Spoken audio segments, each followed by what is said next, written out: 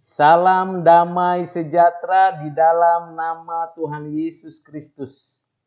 Pada video pembelajaran hari ini kita akan meneruskan topik perendahan Yesus Kristus bagian kedua. Pada bagian kedua ini saya akan menjelaskan keadaan Yesus Kristus yang merendahkan diri dalam kondisi dan keadaannya sebagai manusia dari mulai dilahirkan oleh Maria sampai usianya yang ke-30. Sebelum kita belajar dan memahami dari firman Tuhan, mari terlebih dahulu kita berdoa kepada Tuhan.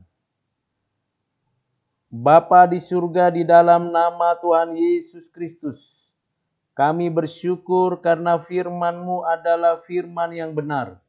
Firman yang memberikan kepada kami pengertian dan pengenalan akan anak-Mu yang tunggal Tuhan Yesus Kristus.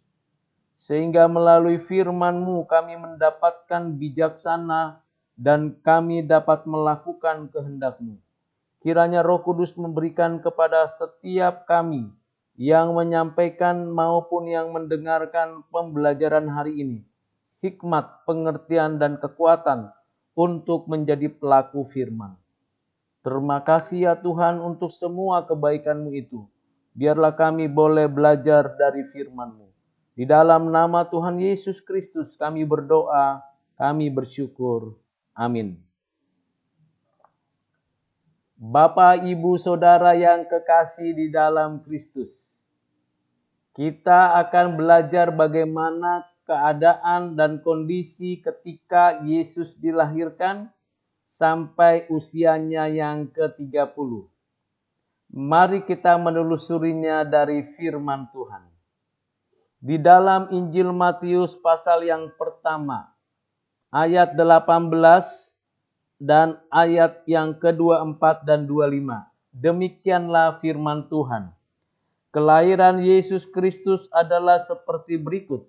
Pada waktu Maria ibunya bertunangan dengan Yusuf, ternyata ia mengandung dari Roh Kudus sebelum mereka hidup sebagai suami istri. Sesudah bangun dari tidurnya, Yusuf berbuat seperti yang diperintahkan malaikat Tuhan itu kepadanya. Ia mengambil Maria sebagai istrinya, tetapi tidak bersetubuh dengan dia sampai ia melahirkan anaknya laki-laki dan Yusuf menamakan dia Yesus. Yesus artinya juru selamat.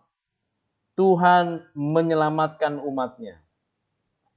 Yesus dilahirkan oleh Maria. Maria mengandung dari Roh Kudus, pribadi ketiga dari Allah Trinitas.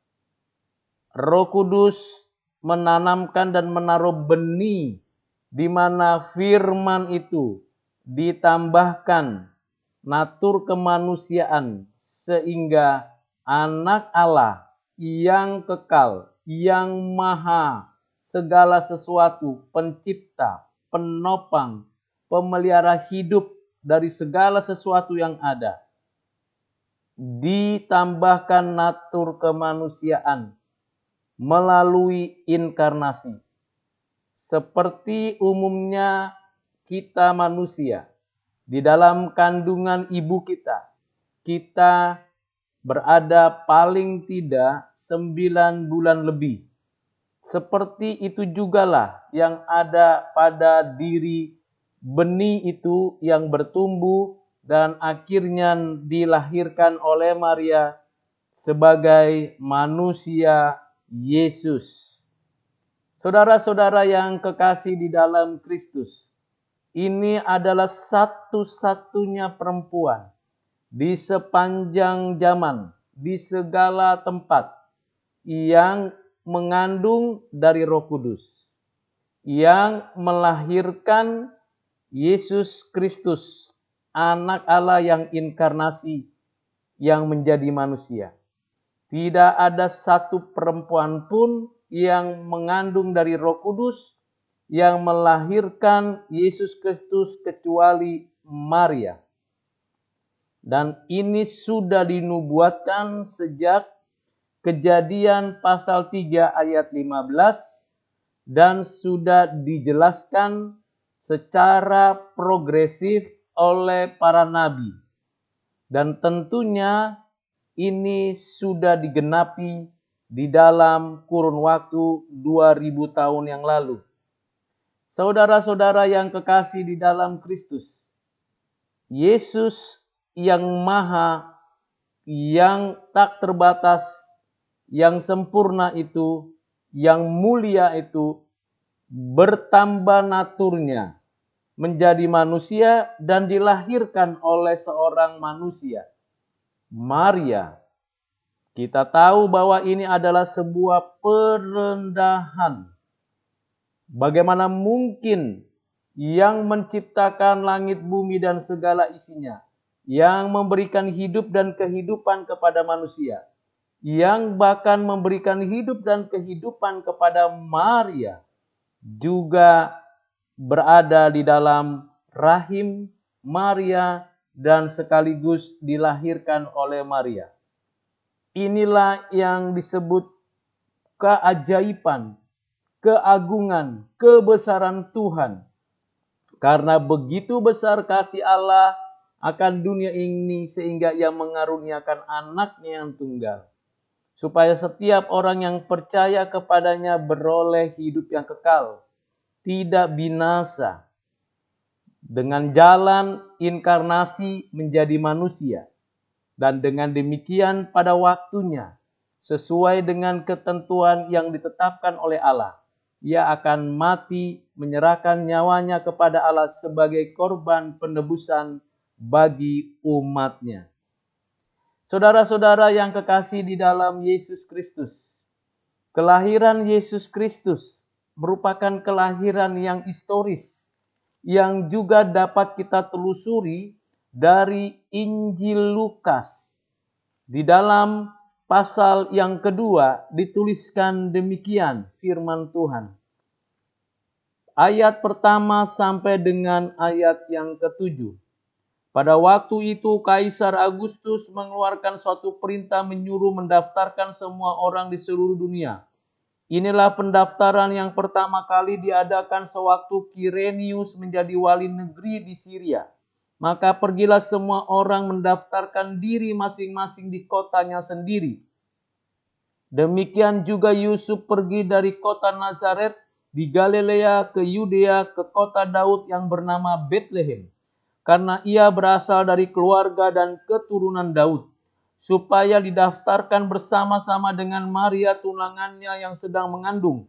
Ketika mereka di situ, tibalah waktunya bagi Maria untuk bersalin, dan ia melahirkan seorang anak laki-laki, anaknya yang sulung, lalu dibungkusnya dengan lampin, dan dibaringkannya di dalam palungan, karena tidak ada tempat bagi mereka di rumah penginapan.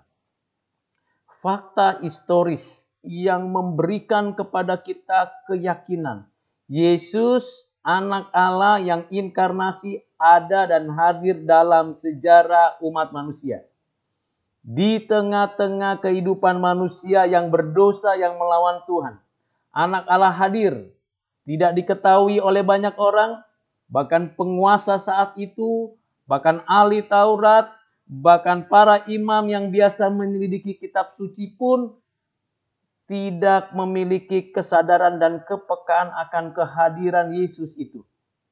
Ada satu kelompok orang yang di luar Israel, yaitu orang-orang Majus, yang mengetahui dan menyadari bahwa ada seorang raja yang dilahirkan di Betlehem. Di dalam Injil Matius pasal kedua, dikatakan demikian ayat 1 dan 2.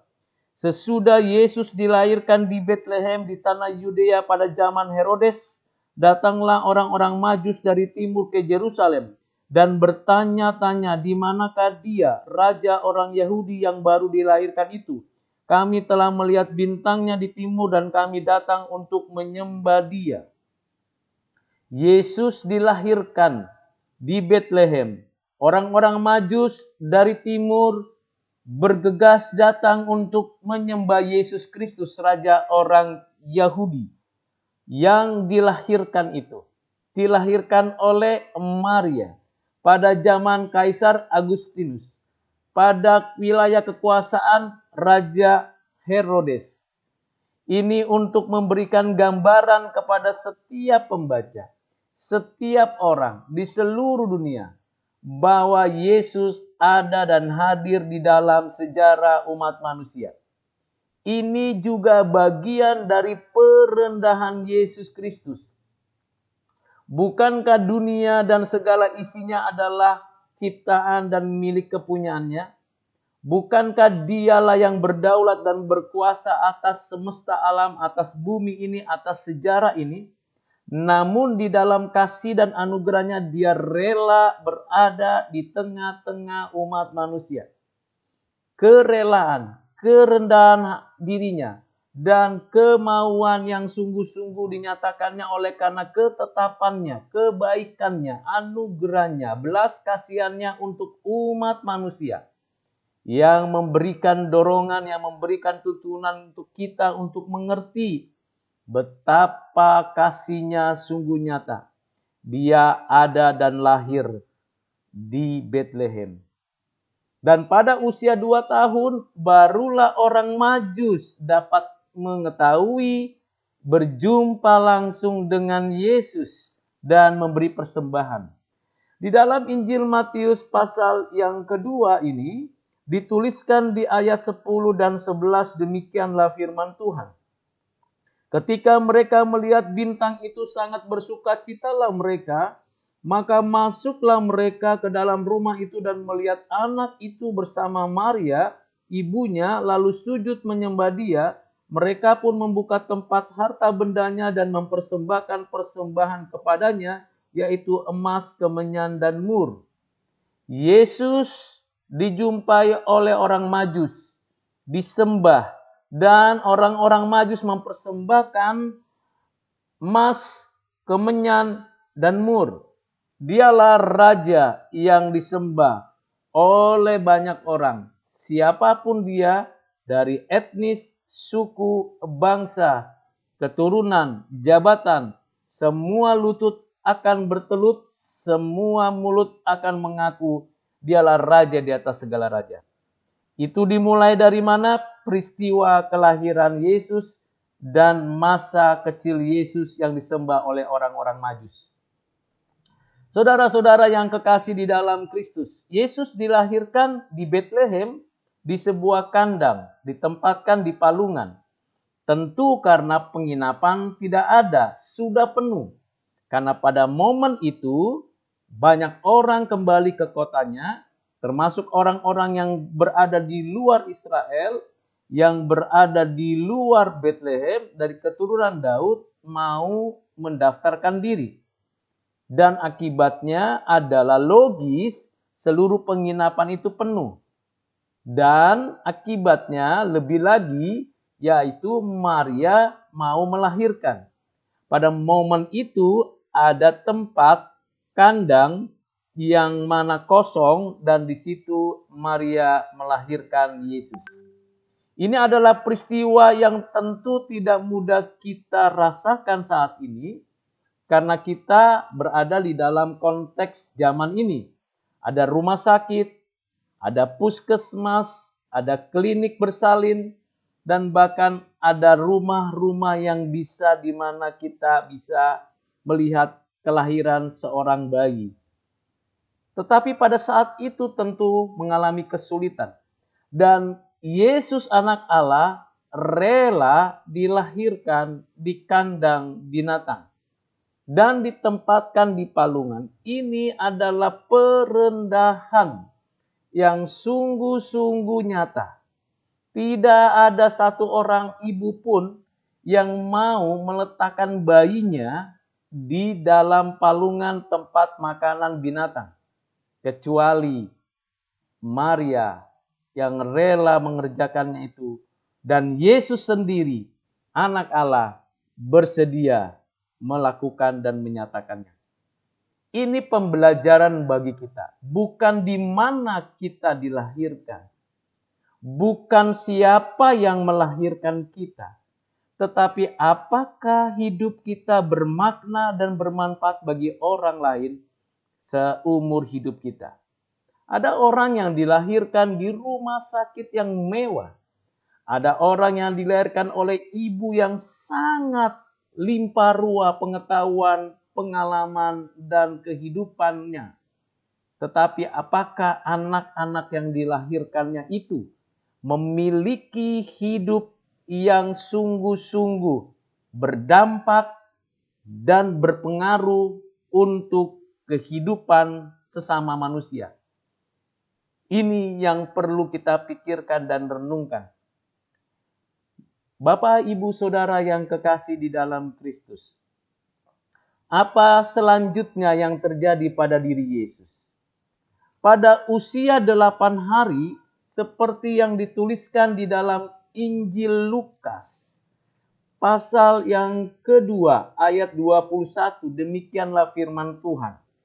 Dan ketika genap 8 hari dan ia harus disunatkan, ia diberi nama Yesus, yaitu nama yang disebut oleh malaikat sebelum ia dikandung ibunya. Yesus disunat pada usia 8 hari. Seperti yang ditetapkan dan dinyatakan di dalam hukum sunat orang Israel. Sunat sebagai tanda covenant. Seperti kita sudah ketahui, Tuhan Yahweh berjanji, bercovenant dengan Abraham, di mana Abraham adalah leluhur Israel. Di dalam perjanjian itu, keturunan Israel, keturunan Abraham akan menjadi berkat bagi segala bangsa dan diberikan tanah perjanjian. Ini adalah perjanjian yang diteruskan kepada Ishak, Yakub, yaitu Israel dan keturunannya. Terlebih khusus untuk keturunan Yehuda, keturunan Daud. Dalam konteks covenant ini, tandanya yang dinyatakan Tuhan kepada Abraham ialah sunat. Tentu sunat bukan sesuatu yang baru di dalam konteks peradaban Timur Tengah kuno. Tetapi sunat itu penting untuk menunjukkan dan menandakan bahwa keturunan Abraham, keturunan Ishak, Yakub, Israel, Yehuda, Daud terisak di dalam covenant, di mana ia menjadi Tuhannya dan umatnya menjadi milik kepunyaannya. Yesus Kristus yang menyatakan covenant itu. Dia anak Allah, dialah Tuhan yang menyatakan itu. Dan Yesus Kristus mengikatkan dirinya dan menyatakan dirinya sebagaimana manusia biasa disunat pada usia 8 hari. Dengan demikian Yesus mengikuti peraturan, hukum, covenant yang ditentukan Tuhan Allah. Dia begitu turut perintah dan Maria, Yusuf mengikuti tradisi keagamaan ini dengan baik dan benar. Disunat usia 8 hari. Walaupun di dalam kondisi dan keadaannya sebagai manusia, dalam usia yang sangat muda sekali, 8 hari, tetapi dia sudah berada di dalam covenant.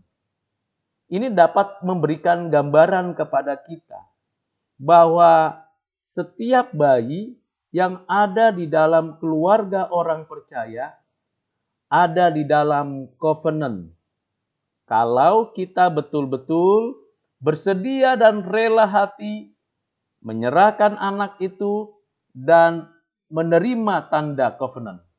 Di dalam perjanjian baru saat ini, di mana dimulai dari Tuhan Yesus memberikan perintah, pergilah jadikanlah semua bangsa muridku, baptislah mereka di dalam nama Bapa, Anak, Roh Kudus. Pada momen itulah di mana kita yang ada di dalam keluarga orang percaya, kita dibawa orang tua kita untuk dibaptis pada masa di mana kita masih bayi. Bukan karena kita tahu dan mengerti sehingga covenant itu, sakramen baptisan itu dilaksanakan. Tetapi karena orang tua yang menerima mandat dari Tuhan melaksanakan sakramen baptisan untuk anaknya, sehingga anak-anak yang dilahirkan, yang dibesarkan, yang ada dalam keluarganya menerima tanda perjanjian, covenant, sakramen baptisan di dalam nama Bapa, Anak, Roh Kudus. Dari sini kita belajar berkaitan dengan bagaimana kita dapat dimasukkan terhisap dalam covenant tersebut. Bapak, Ibu, Saudara yang kekasih di dalam Kristus, pada usia 8 hari Yesus sudah disunat. Dan selama kurun waktu 2 tahun, setidak-tidaknya demikian dituliskan secara implisit bahwa Yesus masih berada di Bethlehem. Hal itu terlihat jelas di dalam Injil Matius pasal yang kedua, di dalam ayat yang ke-11. Maka masuklah mereka ke dalam rumah itu. Yesus, Maria, dan Yusuf berada dalam satu rumah. Mereka menjadi satu keluarga, di mana Yesus di sana sudah kurang lebih berusia 2 tahun. Hal itu dapat kita lihat lagi di dalam ayat yang ke-13. Dikatakan setelah orang-orang Majus itu berangkat, nampaklah malaikat Tuhan kepada Yusuf dalam mimpi dan berkata, "Bangunlah, ambillah anak itu serta ibunya, larilah ke Mesir dan tinggallah di sana sampai aku berfirman kepadamu, karena Herodes akan mencari anak itu untuk membunuh dia." Lalu kita membaca ayat 16. Karena Herodes tahu bahwa ia telah diberdayakan oleh orang-orang Majus itu, ia sangat marah. Lalu ia menyuruh membunuh semua anak di Bethlehem dan sekitarnya, yaitu anak-anak yang berumur 2 tahun ke bawah, sesuai dengan waktu yang dapat diketahuinya dari orang-orang Majus itu. Artinya, secara implisit di dalam teks ini diberikan pengertian dan gambaran bahwa Yesus di Bethlehem sampai usia 2 tahun. Dan Herodes sangat gentar, sangat cemas, sangat khawatir akan hal itu. Karena orang Majus mengatakan Yesus adalah raja. Dan kita tahu Herodes juga adalah raja. Maka pada momen itu Herodes begitu marah, begitu kesal dan mengambil satu keputusan yang brutal sekali, yaitu membunuh bayi-bayi di usia 2 tahun ke bawah. Dan apa yang terjadi? Banyak bayi yang mati dibunuh. Dan ini kejahatan kemanusiaan dilakukan oleh seorang raja yang bernama Herodes. Saudara-saudara yang kekasih di dalam Kristus, dalam situasi dan kondisi seperti inilah Yusuf, Maria mendapat perintah untuk membawa Yesus, dibawanya ke Mesir. Dan orang Majus tidak memberi laporan kepada Herodes, tetapi kembali ke asal mereka di timur. Dan selama berada di Mesir, kurang lebih 2 tahun di sana. Dikatakan di dalam ayat 19 Injil Matius, pasal yang kedua demikian. Setelah Herodes mati, nampaklah malaikat Tuhan kepada Yusuf dan dalam mimpi di Mesir, katanya, "Bangunlah, ambillah anak itu serta ibunya dan berangkatlah ke tanah Israel, karena mereka yang hendak membunuh anak itu sudah mati." Lalu Yusuf pun bangunlah, diambilnya anak itu serta ibunya dan pergilah ke tanah Israel. Jadi di sini jelas memberikan kepada kita satu gambaran bahwa Yesus ada di Mesir. Yesus bersama ibu dan Yusuf, ayah tirinya, berada di Mesir. Kurang lebih itu 2 tahun. Dan setelah itu Yesus dibawa ke Nazaret di bagian utara, bukan ke Bethlehem. Dan di sanalah Yesus bertumbuh, berkembang, menjadi manusia yang remaja dan dewasa. Di dalam Injil Lukas dijelaskan demikian. Di dalam ayat yang ke-39, pasal yang kedua. Saya ulangi, Injil Lukas pasal 2 ayat 39. Dan setelah selesai semua yang harus dilakukan menurut hukum Tuhan, kembalilah mereka ke kota kediamannya, itu kota Nazaret di Galilea. Anak itu bertambah besar dan menjadi kuat, penuh hikmat dan kasih karunia Allah ada padanya. Jadi Yesus pada usia kurang lebih 4 tahun kembali dibawa oleh Yusuf dan Maria ke Nazaret. Di sana dia bertambah hikmat, bertambah kuat, bertambahlah kasih karunia.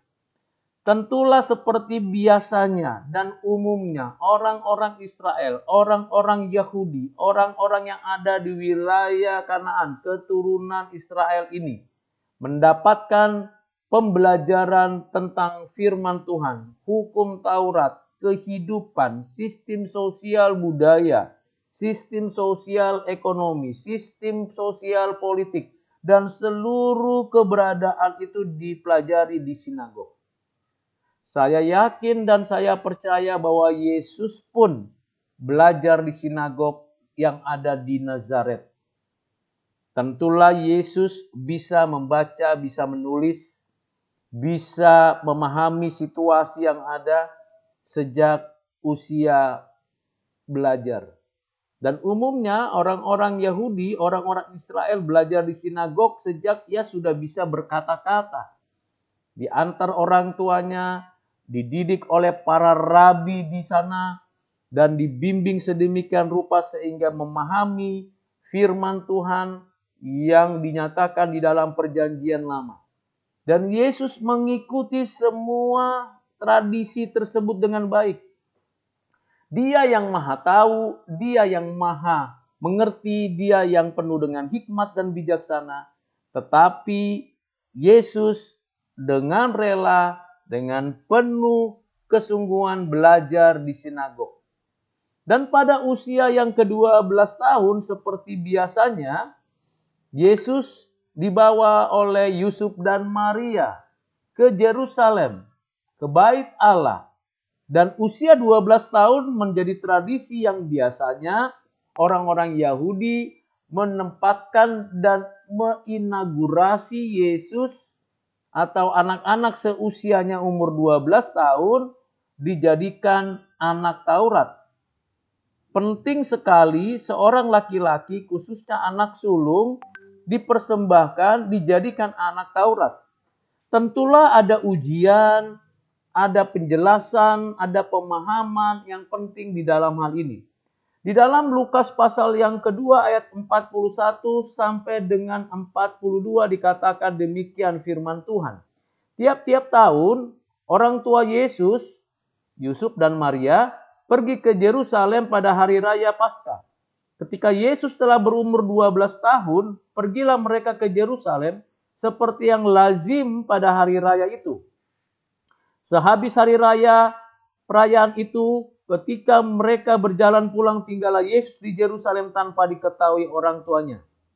Yesus berada di Bethlehem, berada di Yerusalem, berada di dalam keadaannya sebagai manusia, belajar di Nazaret, dan sekarang Yesus kembali ke Yerusalem, dibawa orang tuanya untuk menyatakan keinaugerasiannya bahwa dia adalah anak Taurat.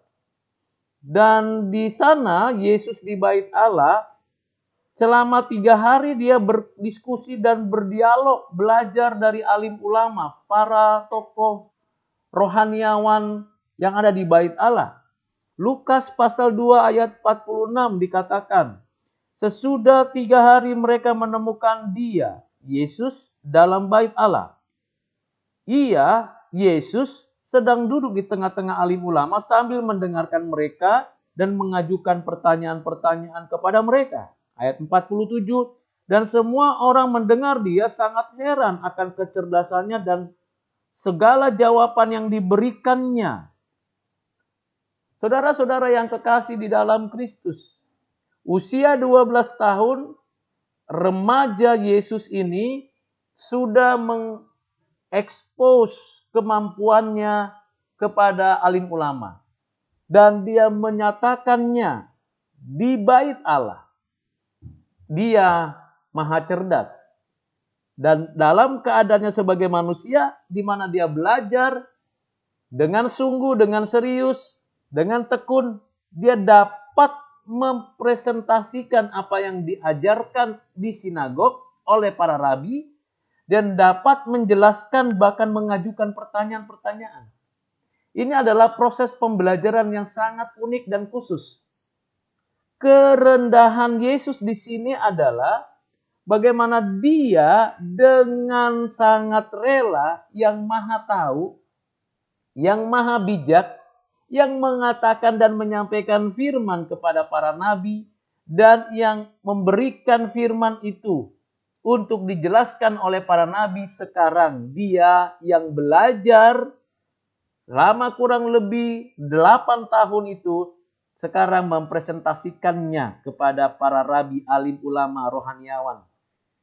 Puji Tuhan, kita belajar dari kerendahan hati Yesus, yaitu mau belajar dari siapapun dengan satu tujuan, mempresentasikan apa yang kita pelajari dengan baik kepada orang lain dan mempertanggungjawabkan pembelajaran itu dengan tepat. Ini yang perlu kita pelajari. Berapa banyak anak-anak kita, keluarga kita, bahkan diri kita sungguh-sungguh belajar firman Tuhan, sungguh-sungguh belajar semua sistem kehidupan yang ada saat ini. Sungguh-sungguh belajar berbagai pengetahuan-pengetahuan yang disediakan di bangku sekolah, di bangku universitas, dan mempresentasikan dan bermanfaat bagi banyak orang. Berapa banyak, berapa besar dampaknya dalam hidup kita. Bukankah hidup kita adalah belajar dari masih kecil sampai dengan nanti akhir hidup kita? Berapa banyak yang kita pelajari yang bermanfaat bagi diri kita untuk kekekalan, bagi diri orang lain di dalam dunia yang sementara ini.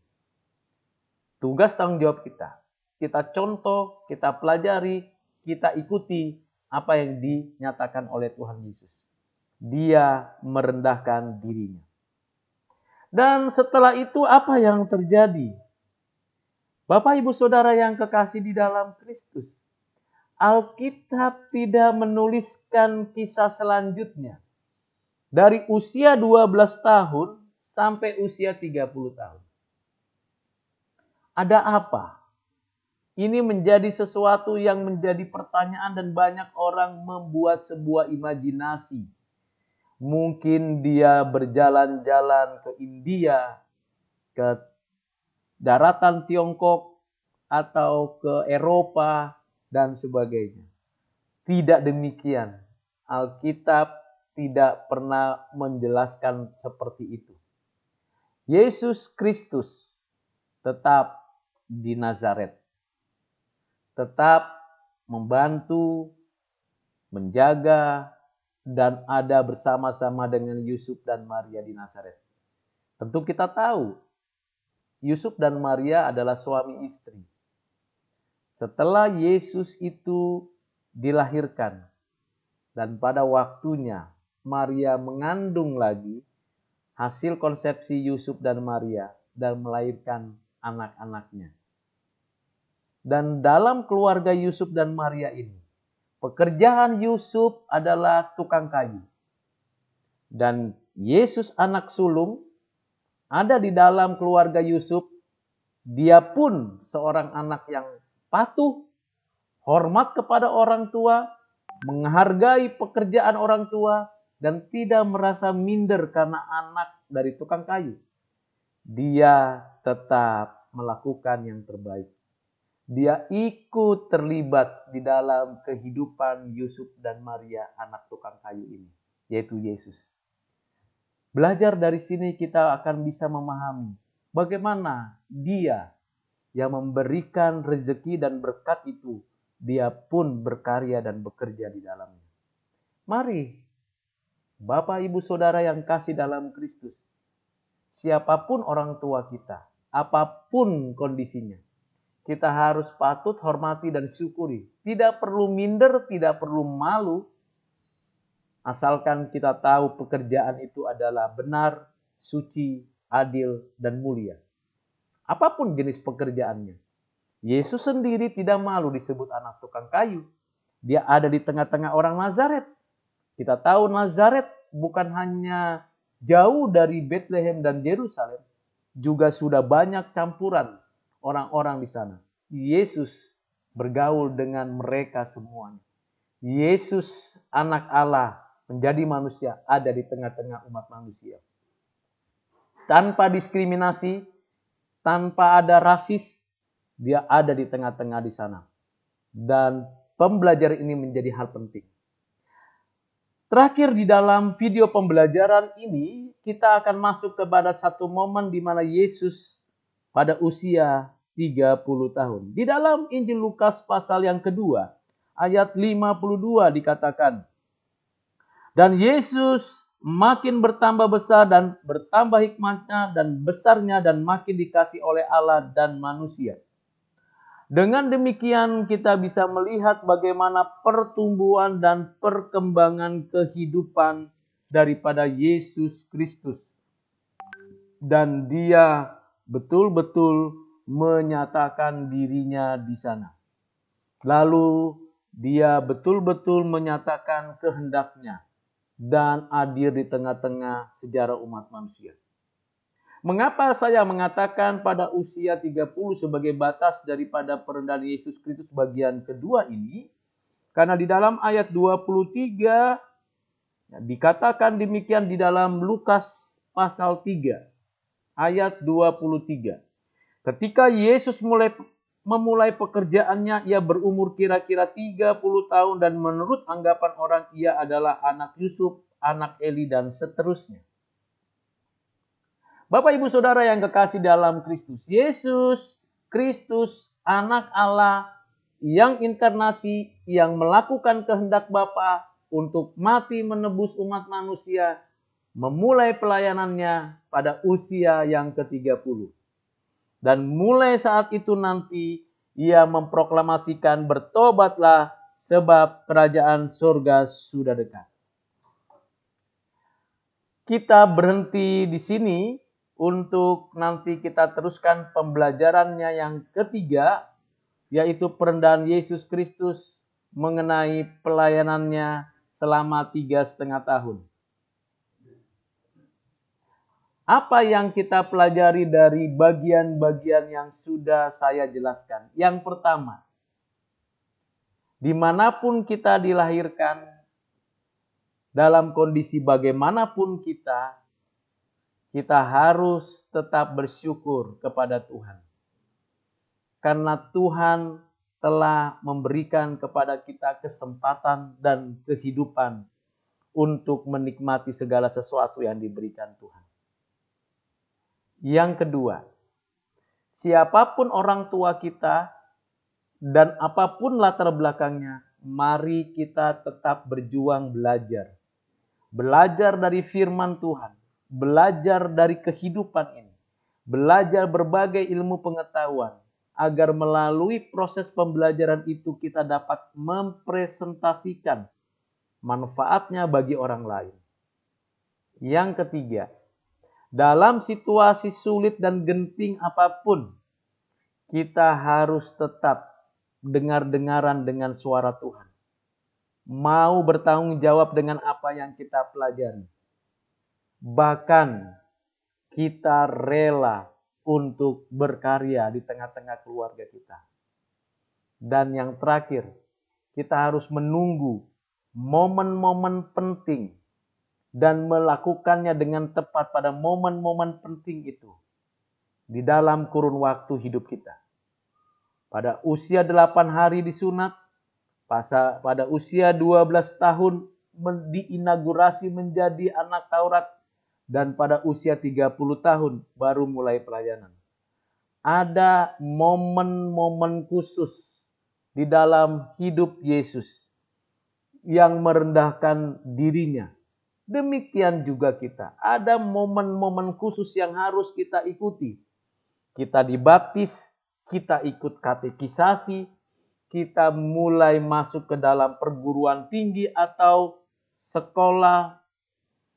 Kita akan menjalani hari-hari kita sampai waktunya Tuhan memimpin kita mengerjakan bagian yang Tuhan sudah sediakan bagi kita. Kiranya video pembelajaran hari ini menjadi video yang bermanfaat bagi Bapak, Ibu, Saudara. Nantikan video pembelajaran berikutnya mengenai perendahan Yesus Kristus berkaitan dengan pelayanannya. Kiranya Tuhan Yesus memberkati Bapak, Ibu, Saudara. Mari kita berdoa. Bapa di surga, terima kasih ya Tuhan. Pada hari ini kami sudah belajar dari perendahan Yesus Kristus bagian kedua. Dari mulai kelahirannya sampai usianya yang ke-30. Kami bersyukur untuk firman Tuhan. Untuk kebenaran yang Tuhan nyatakan. Kiranya Tuhan menolong kami untuk mengerti dan meresapi. Dan mengambil maknanya dalam hidup kami. Dan kami lakukan di dalam sepanjang hidup kami. Bagi diri kami, bagi keluarga kami, bagi masyarakat kami. Kiranya turunlah atas kami berkat dan anugerah dari Allah Bapa, kasih karunia dari Tuhan Yesus Kristus dan anugerah dan pertolongan dari Roh Kudus menyertai kami sekalian, sekarang sampai selama-lamanya. Dalam nama-Mu Tuhan Yesus Kristus kami berdoa dan bersyukur. Amin.